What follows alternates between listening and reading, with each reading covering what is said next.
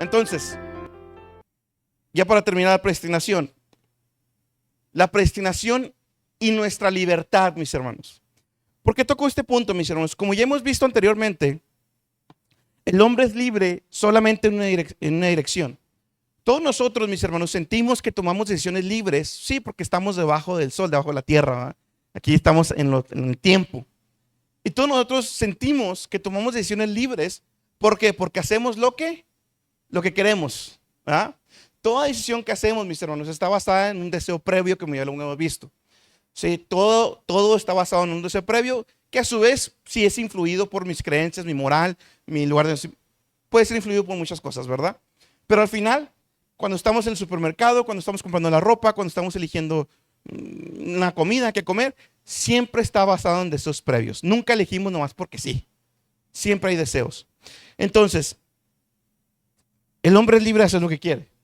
Sin embargo, la evidencia de la palabra, como ya lo hemos visto, ¿eh? La evidencia de la palabra nos muestra que el hombre siempre lo que quiere es pecar. Dios por medio de Adán y Eva pecaron. Después vino Noé y que dice en Génesis 6, si no me equivoco, por ahí, que dice que el continuo pensar de ellos era solamente el mal.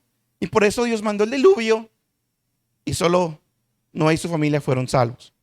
Y otra vez, ¿va? Vuelve otra vez como ese reinicio entre comillas. Dios le da la ley a los israelitas, les da pues, los 10 mandamientos y más todos los mandamientos que vemos en Levítico. ¿Y qué pasa, mis hermanos? Otra vez siguen pecando, siguen pecando, siguen pecando.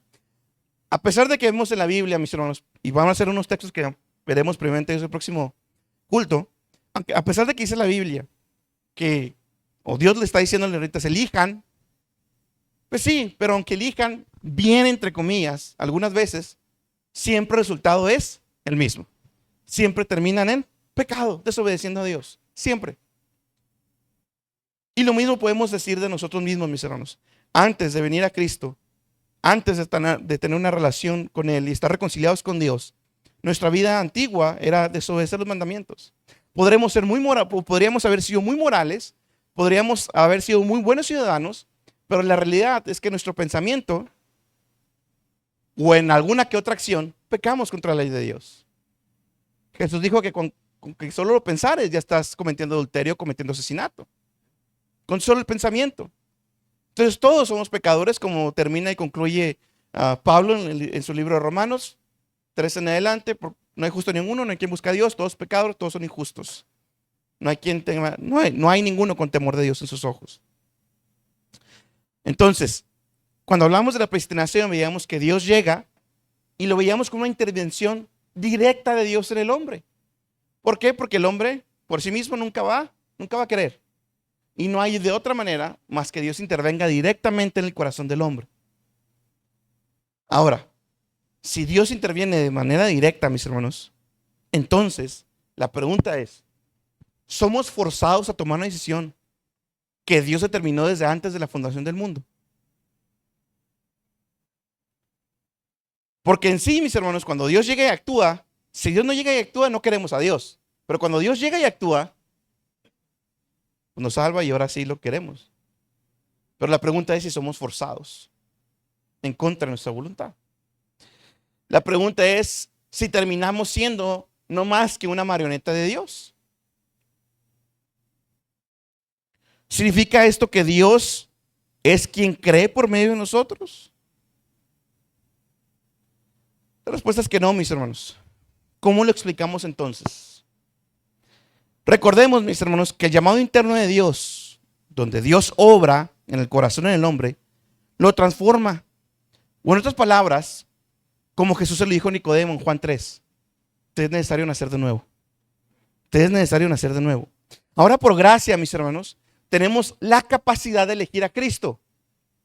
Tenemos la capacidad de elegir a Cristo. Y de hecho, lo hacemos. Cuando Dios llega y nos transforma, no nomás nos da la capacidad, sino que ahora tenemos también el querer. Lo hacemos. Nuestra voluntad es transformada. De manera que aquello que una vez odiamos, ahora lo amamos y corremos hacia el Hijo. Dios nos da el don de desearlo con nuestra alma. Mis hermanos, lo que ocurre en el momento de la salvación, porque todos podemos testificar lo mismo, ninguno de nosotros quería nada que ver con Dios. Algunos tenían una vida peor que otros, como yo les decía, en mi caso todo estaba bien, yo no tenía ningún problema, mis hermanos, yo no tenía necesidad entre comillas de buscar a Dios. Pero ¿qué pasó? Dios intervino. Otros han crecido en el evangelio durante años y años. ¿Y por qué de repente un día, ¡pum!, ya son cristianos? Si años y años en la misma silla y de repente un día su vida fue transformada a 180 grados. ¿Qué pasó? Dios intervino. Pero Dios me está forzando, no. Dios quita esa incapacidad que teníamos y ahora somos libres en dos sentidos. Libres para hacer el mal, pero libres también para el deseo del bien espiritual y libres también para desearlo y amarlo. Y efectivamente, así lo hacemos. Cuando el evangelio se presenta, Dios interviene en nosotros. El evangelio se presenta a nosotros. Cuando Dios ahora sí nos transforma y llega esa transformación en nuestro corazón, ese nuevo nacimiento, ahora entonces, ahora sí, lo deseamos, lo queremos, empezamos a tener un hambre por Él. Ahora sí, como dice la parábola de la perla preciosa, ¿no? Ese hombre que tenía muchas perlas, cuando encontró la perla más valiosa, fue y vendió todo por tener esa perla más valiosa que es Jesucristo. Nosotros podíamos haber tenido muchas cosas en el tiempo pasado, en nuestra vida pasada. Pero cuando Jesús llega a nuestro corazón, todo eso que teníamos, todo eso que nos jactábamos, todo eso tomó un segundo lugar, tercero, cuarto, quinto. O como dice Pablo, todo lo considero como estiércol en comparación del amor que me ha sido dado por Jesucristo. Dios nos da el querer y nos da también el hacer. Pero nunca forzados, porque Dios cambia esa incapacidad que tenía, esa depravación que tenía, a un nuevo nacimiento, a un nuevo corazón de carne que ahora siente y palpita por Él. Por Él. Dios levanta a las personas de su muerte espiritual y les da vida para que no solo puedan elegir a Cristo, sino que también lo hagan voluntariamente. En Juan 3:3 dice, respondió Jesús y dijo, en verdad te digo que el que no nace de nuevo no puede ver el reino de Dios. El que no nace de nuevo no puede ver el reino de Dios. Aquí estamos viendo una condición necesaria. Para entrar en el reino de Dios, para ser parte del reino de Dios, no tengo que hacer obras, no tengo que irme de rodillas, no tengo que tener una asistencia perfecta a la iglesia, no. Tengo que nacer de nuevo. Es una transformación del corazón, una transformación de la vida. No simplemente ser moral, no, ser moral no es suficiente. Dios nos manda a ser santos y únicamente podemos hacerlo a través de Jesucristo. Ezequiel 11, 19 y 20 dice, y les haré un corazón y un espíritu nuevo y pondré dentro de ellos y quitaré el corazón de piedra de en medio de su carne y les daré un corazón de carne para que anden en mis ordenanzas y guarden mis decretos y los cumplan y me sean por pueblo y yo sea a ellos por Dios. Fíjese qué interesante ese versículo. Dios se lo está diciendo a un pueblo que nunca le hizo caso. A un pueblo que le decía, sí, Señor, te alabamos. Pero sí, pero Jesús le dijo, ¿cuántas veces le dijo Dios, Jehová? Les dijo, sí, de labios me alaban, pero su corazón está lejos de mí. Constantemente era lo mismo. Hasta que Dios le dijo, ¿saben qué? Les voy a quitar ese corazón de piedra por carne y yo voy a hacer que anden en mis ordenanzas. Yo voy a hacer que me sigan, que me obedezcan. ¿Cómo? ¿Forzados? Decía nuestro hermano que fue nuestro pastor, voluntariamente a fuerzas. Sí, lo hacemos voluntariamente, pero también somos atraídos de una manera que lo vamos a ver más adelante con la gracia irresistible. Filipenses 2:13. Porque Dios es quien obra en vosotros tanto el querer como el hacer para su beneplácito. No para mis beneficios, no para que me vaya bien en esta tierra, no para tener yo economía, no para que tener una buena familia, no, para la gloria de Dios. Es lo que quiere decir beneplácito. Para la gloria de Dios. Dios es quien obra en nosotros el querer como el hacer para su gloria. Ahora hay un versículo, mis hermanos, bien interesante, que curiosamente también es usado por el arminianismo. Esto que está aquí, mis hermanos, ese texto en Hechos 16, 14 y 15, está narrando, mis hermanos, la conversión de una mujer, y que de hecho, mis hermanos, esta mujer que se convierte es la primera mujer, no es la primera mujer, es la primera persona convertida en Europa, y es una mujer. Se llamaba Lidia. ¿Sí? Esta es una de mis historias preferidas en Hechos, mis hermanos, por varios puntos, ¿va? Y los vamos a ver ahorita rápidamente. Vamos a leer el texto. Hechos 16, 14. Y estaba escuchando cierta mujer llamada Lidia, de la ciudad de Tiatira, vendedora de telas de púrpura. Vamos hasta ahí. Pablo, mis hermanos, ya andaba con Timoteo, con Lucas, ya andaba todo un equipo ahí misionero. ¿Va? Pablo, antes de llegar a Filipos o al área de Macedonia, se ve impedido por el Espíritu Santo 2 veces. Porque querían ir a otro lado y no, el Espíritu Santo se los impidió y no fueron para allá. Y terminaron yendo a Macedonia, a Filipos. En cada comunidad, mis hermanos, especialmente en Europa, siempre se acostumbraba a que los judíos, el grupo de judíos, se hicieron una sinagoga. Y Pablo, cada vez que llegaba, mis hermanos, a alguna nueva ciudad, a una nueva región, siempre buscaba ir a predicar primero a la sinagoga. ¿Sí? Primero entregar el evangelio a los judíos. ¿Sí? En esa ciudad, mis hermanos, no había muchos judíos. Eran muy pocos. Y de hecho, no se menciona ningún hombre. Los que se reúnen en esa ciudad, en Filipos, pues sí son judíos, pero también está esta mujer que no es judía, pero adoraba al Dios de Israel. ¿Sí? Ahora, esa parte de que adoraba a Dios de Israel, ¿cómo es posible que adoraba a Dios de Israel si todavía Dios no había obrado en ella, si todavía no llegaba la salvación? Bueno, lo entendemos como la gracia común, no la preveniente, sino esa gracia donde Dios va trabajando en nosotros. ¿Sí? Y otra vez, mis hermanos, les digo, el orden de la salvación, no podemos decir, empieza aquí y termina aquí. No lo sabemos exactamente, mis hermanos, cómo Dios obra. Pero sí vemos que si alguien busca a Dios, es porque Dios, como el Padre, lo trajo. Si alguien está buscando, es porque Dios lo trajo, cuando lo buscan verdaderamente. ¿Sí? No digo que todos los que buscan a Dios no lo buscan bien, no. A lo mejor lo está trayendo Dios, yo no lo sé. Entonces ella, como la Biblia lo declara, adoraba a Dios, Dios la estaba trayendo, Dios estaba trabajando en ella. Y la acercó con un grupo de mujeres, mis hermanos, judías, que se reunieron en la playa. ¿Sí? Adoraba a Dios. Eso es lo que se hacía. Eso es lo que se hacía con los judíos cuando no tenían sinagoga, un templo, tal cual, un lugar, un edificio. ¿Sí? Y se reunían en lugares públicos destapados al cielo, ¿no? Entonces en esa reunión había puras mujeres, ni siquiera había hombres judíos. Y ahí a esa reunión es cuando llega Pablo. Todo lo que tiene que pasar, mis hermanos, Pablo es detenido varias veces y llegan ahí. Hay varias cosas que pasan antes de esto, mis hermanos. Y llega ahí. Dios guía a Pablo a llegar ahí con ellas. Y luego ya, y está escuchando a cierta mujer llamada Lidia, de la ciudad de Tiatira, o sea, no era judía, vendedora de telas de púrpura. Eso de que ella era vendedora de telas de púrpura, mis hermanos, nos está diciendo, para empezar, esas prendas se usaban nomás con la gente de dinero. ¿Sí? Entonces ella tenía billete, ella tenía dinero, era una mujer con dinero, con negocio. ¿Sí? Que adoraba a Dios. Y luego que dice, y el Señor abrió su corazón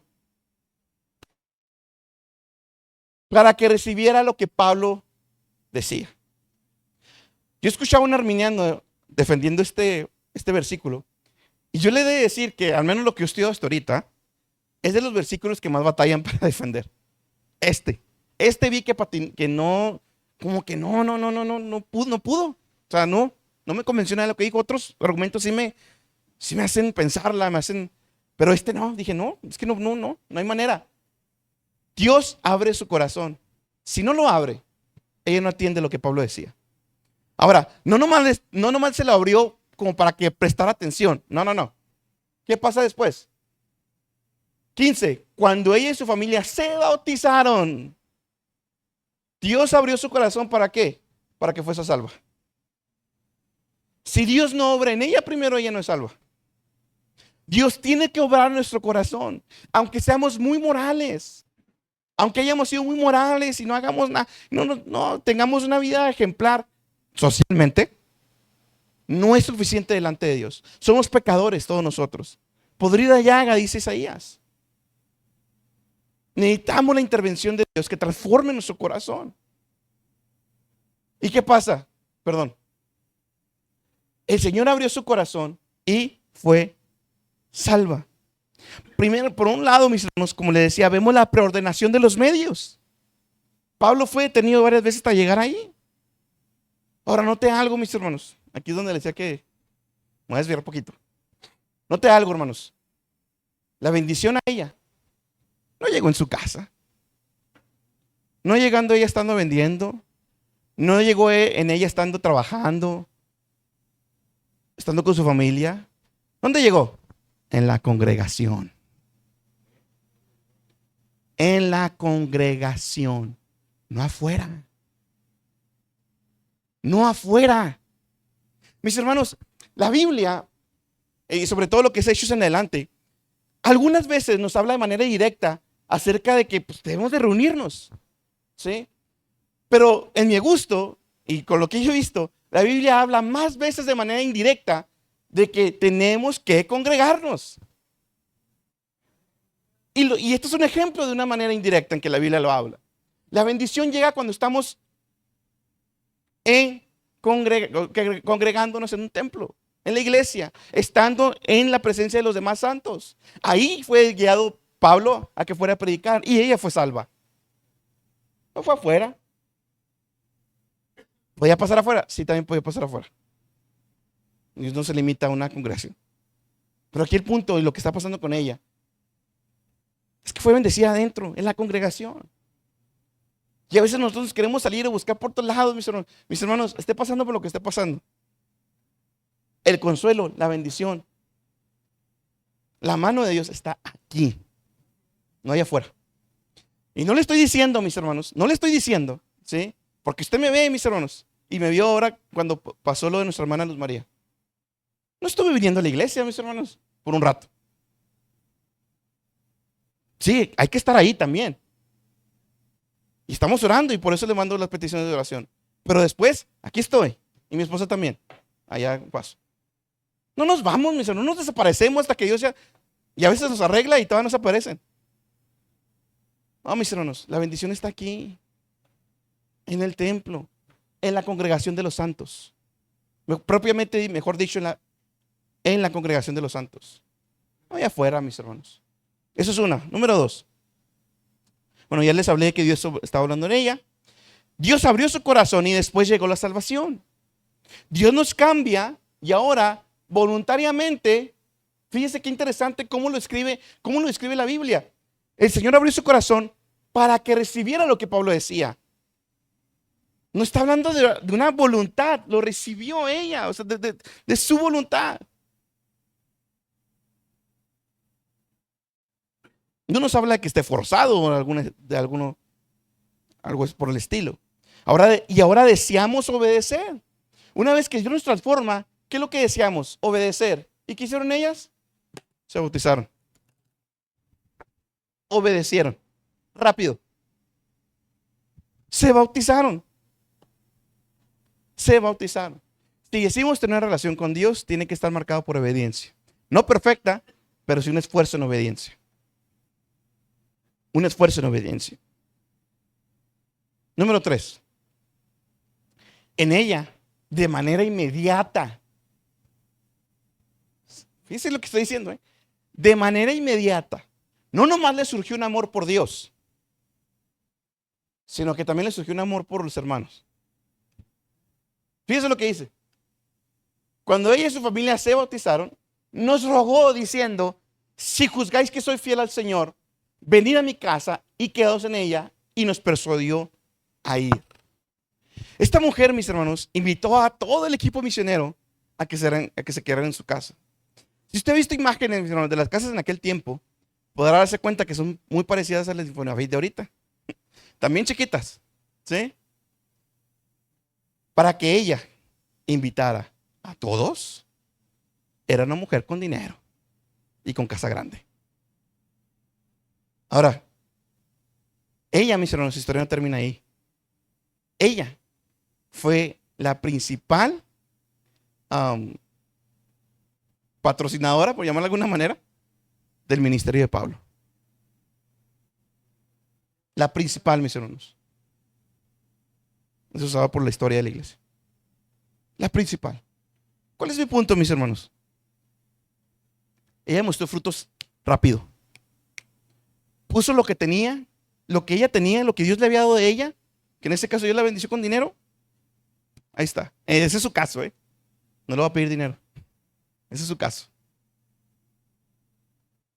Rápido puso lo que ella tenía, sus dones, sus talentos, lo puso al servicio. Dios le había dado dinero, le había bendecido con dinero, puso el dinero al servicio de Dios. Posiblemente tenía ese don de misericordia, de administración, no sé cuál es, ya no me acuerdo. Pero mis hermanos, lo que estamos viendo en ella es que rápidamente un cristiano que es nacido de nuevo, que Dios cambia su corazón, que le obedece a Dios, también pone sus dones al servicio de la iglesia. Rápidamente. Rápidamente, mis hermanos. Con lo que Dios nos haya bendecido a cada uno de nosotros, mis hermanos. Con lo que tengamos cada uno de nosotros en nuestras capacidades. Le vuelvo a repetir, esta mujer fue la primera en Europa en ser convertida. Y fue una mujer. Mis hermanas, a veces piensan piensan que nomás es un púlpito donde están sirviendo a Dios, donde predican y dirigen. No es así, mis hermanas. Ustedes tienen muchas otras áreas donde servir a Dios. Muchas otras. Y esa no es la única mujer. Hay otra mujer también que me gusta también su historia. Que hace también ropa para los pobres. Mis hermanos, fíjese lo que decía Spurgeon, ¿eh? No soy yo, porque no me van a ver feo. Escuche bien. Aquellos que no hacen nada por Cristo o por su iglesia, aquellos que no contribuyen, ni oran, ni trabajan, ni agonizan por las almas, ni toman parte alguna en el servicio cristiano, y que sin embargo participan de todos los privilegios de la iglesia, ¿es esto justo? ¿De qué sirven? Se sientan, escuchan y a veces se duermen durante el sermón. Son un verdadero estorbo, dando un testimonio cristiano hueco y engañoso. Spurgeon. No voy a predicar hoy de eso, mis hermanos, pero ganas no me faltan, ¿sí? Pero mis hermanos, créame, vea lo que está diciendo su palabra, vea los frutos de un convertido. Dios abre su corazón. Ella voluntariamente, su voluntad es transformada, es salva ahora, Dios la transforma, acepta el evangelio. Sí, hizo una decisión porque Dios ya no transformó. Pero ¿quién tiene que obrar primero? Dios. Dios obra primero. Es salva, se bautiza y rápido a trabajar. A trabajar. Ella no podía predicar, ella no predicaba, no. Pero puso sus dones, sus bendiciones al servicio de la iglesia, al servicio de Dios rápidamente.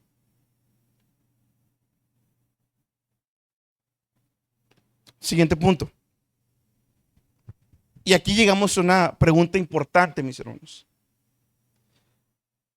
Y algo a lo que argumentan en contra, ¿verdad?, del calvinismo o de la doctrina de la predestinación como la entendemos nosotros. La pregunta es si la predestinación es doble. ¿Por qué, mis hermanos? Porque esa es la pregunta, es una pregunta lógica. No sé si alguien de ustedes aquí ya lo había pensado, pero bueno. Si Dios predestinó a algunos para salvación,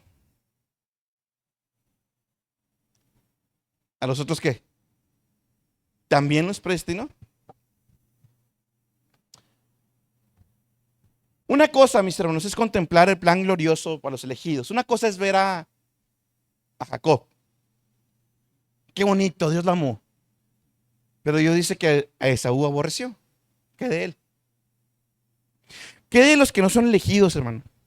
¿También están predestinados? ¿Existe un horrible decreto de reprobación? ¿Destina Dios a algunas personas desafortunadas al infierno? La predestinación tiene dos caras, mis hermanos. No basta hablar de Jacob, también debemos de considerar a Esaú. ¿Sí? Primero, mis hermanos, debemos entender que en la predestinación, fíjese bien, primero debemos entender que en la predestinación, Dios interviene de forma positiva o activa en la vida de los escogidos para asegurar su salvación. Eso es lo que hemos venido viendo, eso es lo que vimos ahorita, por ejemplo, con Lidia, ¿no? ¿Qué hizo Dios con ella? Dios intervino de una manera positiva o activa, es como se le nombra, ¿sí? Dios directamente actuó en ella y actuó en nosotros para darnos ese nuevo nacimiento y ahora sí, aceptemos a Jesús, ahora sí, caigamos a sus pies. Amén. Entonces, tenemos que entender la predestinación, mis hermanos, como una obra activa de Dios, positiva de Dios, ¿sí? Al resto de la humanidad, ¿qué es lo que hace Dios? Dios la deja a su propia suerte. ¿La que sigue, hermano, por favor?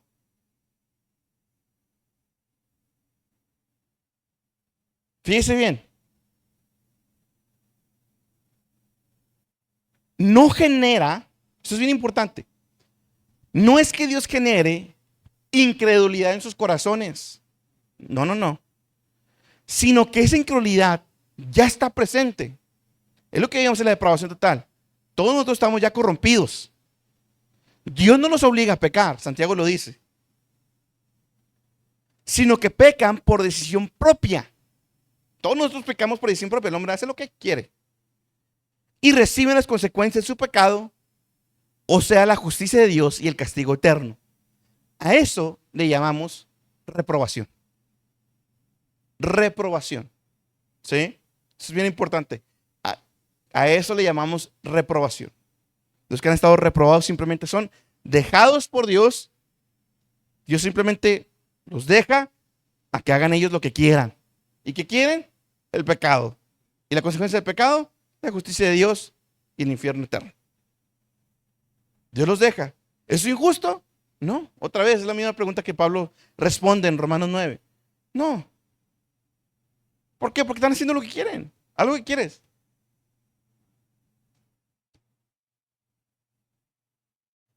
Si Dios no interviniera en nadie de nosotros, todos nosotros merecemos ir al infierno.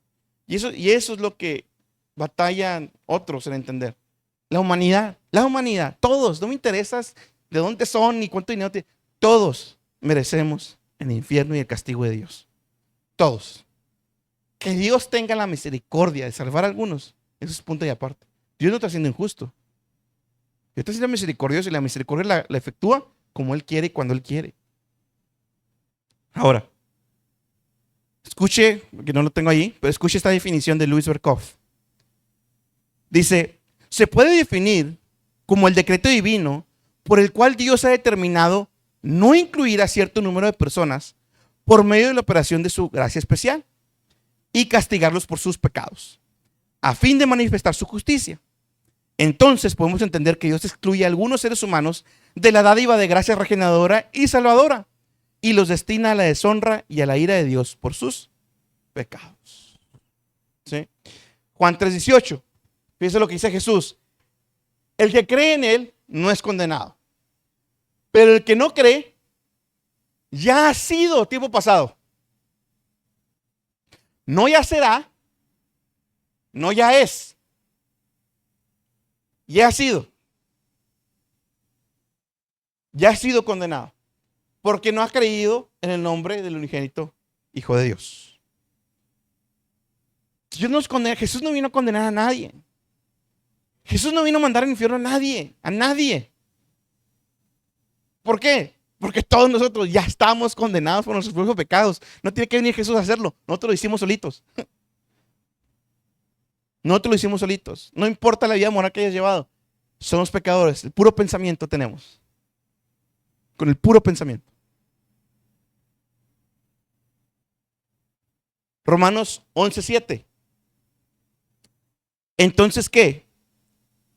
Aquello que Israel buscaba no lo ha alcanzado, pero los que fueron escogidos lo alcanzaron y los demás fueron endurecidos. Y ahí entramos ya a un problema. Romanos 9 también dice que tiene misericordia del que quiere tener misericordia.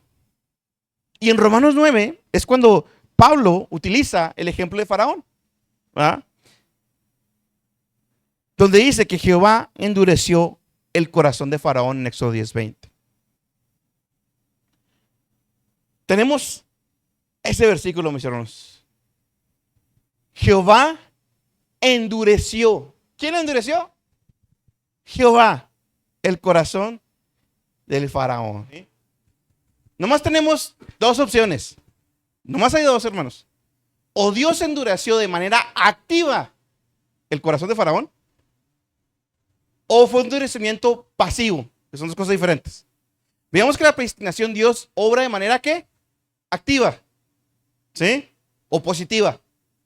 Dios obra de manera activa o positiva, directa en el corazón de nosotros, nos transforma. Si decimos, mis hermanos, que fue un endurecimiento activo, entonces estamos diciendo, implicaría la intervención directa de Dios dentro de las cámaras internas del corazón de Faraón. Dios invadiría el corazón de Faraón y crearía una nueva maldad en él. Esto ciertamente aseguraría que el Faraón produjera el resultado que Dios estaba buscando. También aseguraría que Dios es el autor del pecado. Si decimos que es un endurecimiento activo, como la predestinación es que Dios llegue de manera activa, nos cambie el corazón, si estamos diciendo que es lo mismo, o que el actuar, más bien que el actuar de Dios es igual, entonces estamos haciendo a Dios el autor del pecado. Y aunque se cumpliría el propósito de Dios, pues sí, pero Dios ya salió manchado. ¿Sí me explico? ¿Sí me estoy explicando? Una cosa es el endurecimiento activo, que Dios directamente haya creado, como dice aquí, una nueva maldad. Entonces ya Dios es el autor. La otra opción es un endurecimiento pasivo, que es algo totalmente diferente. El endurecimiento pasivo implica que hay un juicio divino sobre el pecado que ya está presente. Todo lo que Dios tiene que hacer para endurecer el corazón de una persona cuyo corazón ya no tiene remedio es entregarla a su pecado. O como nos lo han enseñado ya, Dios quita su mano a como la tenía. Dios quita más las restricciones en nuestro corazón para ejercer más maldad de la que ya estábamos haciendo. Otro ejemplo práctico, y ya lo hemos visto. ¿Por qué? Vamos a poner yo mi ejemplo personal. ¿Por qué yo no me fui a pecar tan peor como el resto de mis otros dos amigos que tenía inseparables? ¿Por qué? ¿Porque ellos eran más buenos? ¿Porque Dios actuó en ellos el pecado más fuerte que en mí? No. Porque a mí me tuvo con ciertas restricciones. Su mano estaba restringiéndome de hacer ciertas cosas, de hundirme más en el pecado. ¿Era libre? Sí. Soy libre de hacer lo que quiero, y lo que quería era pecar, pero hasta cierto límite. Y eso no quiere decir que nuestra libertad ya no exista. Y a los otros que pecaron peor, mis amigos que pecaron peor y se fueron las drogas, ¿qué? Dios quitó más sus restricciones en ellos que en mí. Aún en ellos tuvieron cierta restricción y no se fueron a pecar peor de lo que ya habían pecado. Hitler tenía restricciones en su corazón. Sí, Hitler no fue tan malo como podía haber sido. Ni usted es tan malo como podía haber sido. ¿Por qué? ¿Porque usted es muy bueno? ¿Porque usted es muy moral? ¿Porque usted lee la Biblia? No, porque Dios no quiere que usted sea tan... Dios no va a permitir que peque hasta cierto grado. ¿Sí? Entonces, ahí estamos hablando, mis hermanos. Todo lo que Dios tiene que hacer para endurecer los corazones de las personas es quitar las restricciones. Es quitar la restricción. Soltar un poco las riendas. También me gusta esa palabra. Soltar un poco las riendas. En lugar de restringir su libertad humana, la aumenta. Fíjese, los arminianos acusan de lo contrario. No, no, no. ¿Por qué? Porque están haciendo lo que más quiero. Ya me quité esa restricción, pues ahora me voy más. ¿Por qué? ¿El faraón fue forzado? No, él hizo lo que quería. Él hizo lo que y terminó haciendo lo que quería. La aumenta dejando que Dios se salga con la suya. Siempre controlado por Dios, porque al final el faraón hizo lo que tenía que hacer. Es lo que vemos, mis hermanos, es lo que ya vimos con Josué y sus hermanos. Ustedes lo pensaron para mal, pero Dios lo obró para bien. Ellos tenían en su mente, los hermanos de José tenían en su mente un objetivo. Y ellos fueron libres de hacer lo que hicieron. Pero Dios usó todo eso para hacer su voluntad al final. ¿Sí? Romanos 1:24. Ahí te voy. Fíjese bien. Por lo cual también Dios los entregó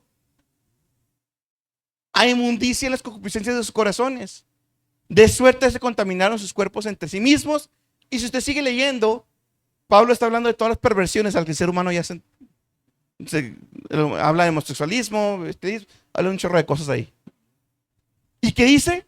Que Dios los entregó, Dios los dejó, Dios les dio más libertad. ¿Quién más libertad? Tenga más libertad. Pero, ¿cuál es el resultado de más libertad en el ser humano? Pecado. Y más pecado. Y más pecado. Bueno, pastor, sí, se le puede pasar, hermano. Ya en concepto, en definición o ejemplo, pues no voy a dar, pero ya que utilizaste la palabra riendas, pues quiero dar este ejemplo, que es lo que yo estaba escuchando. A lo mejor puede servir o aclarar, porque sí puede haber, no confusión, dificultad para entenderlo. ¿Sí? Sí, ciertamente. Yo lo imagino de esta manera, mis hermanos, a lo mejor puede ayudar. Imagínese un perro bravo encadenado y usted tiene la cadena. Simple y sencillamente el perro ya está bravo por su dueño, como quiera. Aquí no vamos a mencionar a Dios, vamos a decir ya tengo un perro bravo y lo tengo encadenado. El perro quiere ir a morder a fulanito que va pasando y usted lo tiene controlado y también lo tiene en orden. Simple y sencillamente el perro ya está así, ya quiere morder. Si yo abro mi mano y dejo ir la cadena hasta donde yo quiero, va a irse hasta donde yo quiera. Hablando en torno yo que tengo la cadena. Si quiero que muerda al de enfrente que va pasando, yo sé cuánta cadena tengo que soltar. Si yo quiero permitir que dentro del plan yo como dueño, controlador, ordenador, mata al de enfrente, así lo estoy diciendo, que el parte del plan es esto, porque ahí está Jesucristo. Permitió hasta que lo mataran, soltó la cadena, mátenlo. Amén. Para que no, porque dices, hermano, no. Dios no es el autor, quiero que vean, pero es ordenador y controlador. O sea, hablando de que Él controla y preordena. Y si controla y preordena, va a dirigir las cadenas de todos, aunque no sean escogidos, y las va a controlar para que se haga lo que Él quiere para los escogidos. Amén. Y a veces por eso también suelta la cadena para que nos muerdan los inconversos. ¿Y quién la soltó? Dios, no toda, pero simple y sencillamente está abriendo la mano para que hagan ellos lo que desde el principio querían hacer, pero quieren hacer más. Eso es muy diferente a que lo veamos nosotros, a que el corazón del perrito es bueno y le está pegando para hacerlo bravo. Y le estoy haciendo que le busque pleito y que muerda de enfrente. No. Ya el corazón lo traemos así. Entonces, esa es la parte que ahorita que usted riendas, ese ejemplo yo lo estaba pensando desde antes. ¿Qué es eso? O sea, al final de cuentas hay que recordar a un Satanás, ya viéndolo como decimos, es un perro encadenado sencillamente por Dios. ¿Hasta dónde le va a permitir Dios? Hasta donde Dios quiera y sea sabio para el plan de Él. ¿Qué es aquí y qué es lo que tenemos? No tenemos que ver ni al inconverso, ni a Satanás, ni a los demonios. Hay que ver que si Dios lo permite, tiene un propósito. Y como escogidos, siempre es para nuestro bien.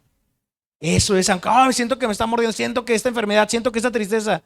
Lo precioso es esto, que Dios sí está interviniendo en nosotros activamente para nuestro bien y que el corazón que todo se quiere ir a lo malo, Él lo sigue limpiando y purificando para no irnos con nuestra vieja naturaleza. Entonces, ¿por qué ponía este ejemplo? Porque toda nuestra vida hay que ver que está en control de Dios y está preordenada. Aún los inconversos están ordenados conforme lo de Dios, no predestinados, como lo recordaba mi hermana Guille, como lo recordabas en el estudio que enviaste, como lo recordabas ahorita al inicio. Él decretó simplemente no incluirlos. Y si decreto no incluirlos, los estoy dejando a como todos estaban antes. Pero la cadena la sigo teniendo yo. La libertad de ellos, son libres hasta donde yo quiera, pero son libres en donde ellos quieren. ¿Sí me voy explicando? Correcto. ¿En dónde quieren? En lo malo y en pecar. ¿Hasta dónde? Hasta donde yo quiera. Y yo, Dios, hasta donde yo quiero. Pues soy Dios, yo sabré. Correcto. O sea, conforme a mi plan. Pero ahorita hablando de Romanos, hay que ver esto. Hay personas que ellos mismos buscan más y llenarse más de coraje y más de pecado y más. Y Dios va dejándolos. siempre y cuando no afecte su plan divino. Porque si una de esas personas va a matar a alguien que es predestinado y no va a llegar por culpa de haberlo soltado, no lo va a hacer Dios. O si una de esas personas es un escogido, Dios tiene que salvarlo aunque lo haya entregado hasta un nivel de pecados. ¿Por qué? Tú lo hablaste, no pecamos todos igual, ¿eh? Hay homosexuales, hay violadores que Dios les dio la salvación. Debe de haber, hay de todo. Que es donde nosotros que no fuimos a eso. Espérate. Si tú no fuiste así, fue porque te encadenaron un poquito más. Entonces, eso es lo que quiero que veamos y recordemos. No es el autor del pecado. Bendito Dios de gracia y misericordia que controla el pecado, sino que sería esta tierra. Bueno, pensemos en el tiempos de la ira de Dios. Que Dios suelte la cadena de todos los hombres. Esa es la parte que vamos a llegar a ver. Amén. Y si batallamos o alguien aquí se puede decir, hermano, ¿cómo es posible que hable así de mí? Bueno, pensemos en el Hijo de Dios, ¿verdad? Dios Padre soltó la cadena de todos esos hombres que están alrededor, de los romanos, de los fariseos, de los gentiles que están ahí. Soltó las riendas de su corazón depravado para que mataran a su hijo. Y no nomás eso, él mismo vació su ira sobre su hijo por amor a nosotros, para tener la esperanza de salvación. Sí, si pensamos y nos ofendemos, y es que Dios no nomás derramó su ira, sino que también hizo que los demás mataran a su hijo. Y que eso es lo más grande. ¿Por qué? Porque simple y sencillamente Dios está soltando las riendas de las cadenas de los corazones pervertidos y los controló, no los soltó totalmente, porque si no lo hubieran matado desde antes. Y no en la cruz, le hubieran quebrado las piernas. O sea, lo controló todo conforme su plan también. Pero lo increíble aquí, mis hermanos, es de que Dios, él mismo se sujetó a su propio decreto, lo que él marcó, descargar la ira sobre su hijo. Pero lo increíble aquí es de que él lo decretó. Si él no se marca a él así, pues no hubiera pasado nada. Él propiamente él dijo, esto va a pasar y esto tiene que hacer y esto voy a hacer. Si él no lo marca, no pasa nada. Esa es la cuestión de que él a su propio nombre se debe, pero también en su propio nombre que se debe, él marcó que Cristo muriera así y que él descargara la ira. Eso es lo increíble, porque no tenía por qué. Él mismo marcó su propio dolor para beneficio de nosotros y no tenía por qué hacerlo. Nosotros estamos haciendo lo que queremos. Y él, obviamente, si alguien ha sido libre, pues es él totalmente. Y ese es el gran amor de Dios. Él quiso salvarnos. Amén. Amén, amén. Fíjese bien, mis hermanos, vamos a ver otro ejemplo, hablando de esta restricción. Dice, esto lo vemos muy claramente en la sociedad, mis hermanos. Cuando una persona obtiene mayor y mayor poder, por lo general se termina corrompiendo, aún más de lo que ya estaba. ¿Sí? Porque ese poder lo elevó por encima de las restricciones comunes que limitan a los demás. Lo vemos, mis hermanos, con los políticos, los corruptos que llevan. Cuando tienen más y más poder, ¿qué pasa? La restricción normal que tenemos usted y yo, ciudadano de a pie, ellos ya no la tienen. ¿Y qué pasa? Van y pecan como nunca. ¿Qué vemos con todas las celebridades de Hollywood? Todos ellos tienen dinero para 10 vidas, mis hermanos.